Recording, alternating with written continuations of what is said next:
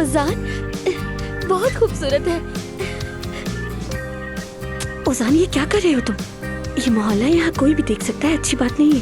अरे देखने दो ना सबको, बल्कि जो नहीं देख रहा मैं उन्हें खुद बता दूं। बेहतर है कि चिल्ला के बता दूं। हाँ लोगों इधर देखो, ओजान ओजान मेरे नहीं साथ नहीं खड़ी है ओजान खुदा के लिए लड़की। लड़की, एक बड़ा दरवाजा खुलने वाला है। शायद कोई महल का दरवाजा होगा या फिर किसी विला का दरवाजा। बस ओजान का दरवाजा होना चाहिए।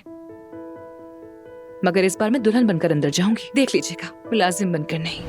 मैं अपने खानदान को हर कीमत पर इकट्ठा करके रखूंगा इंशाल्लाह, चाहे मेरे बच्चे मुझे बुरा ही क्यों ना समझे। उससे कहिएगा अगर वापस न आया तो मेरा मुख्तलिफ रूप देखेगा।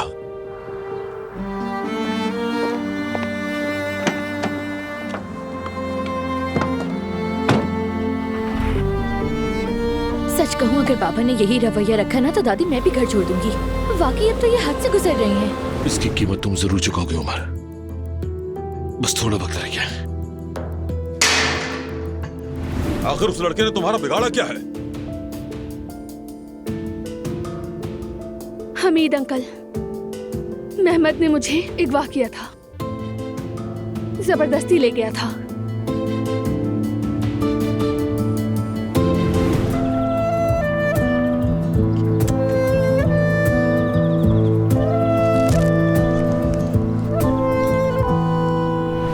जान बात यह है कि हमें लगता है एलिफ मेहमद के साथ मिली हुई है। मेहमद का मुझे अगवा करना और वहाँ लेकर जाना, ये सब कुछ एलिफ को मालूम हो सकता है। क्या? मेहमद साहब एलिफ के मुझसे हामिला होने का दावा करते हैं। ओजान हम यहाँ क्यों आए हैं? बताया था ना सरप्राइज है।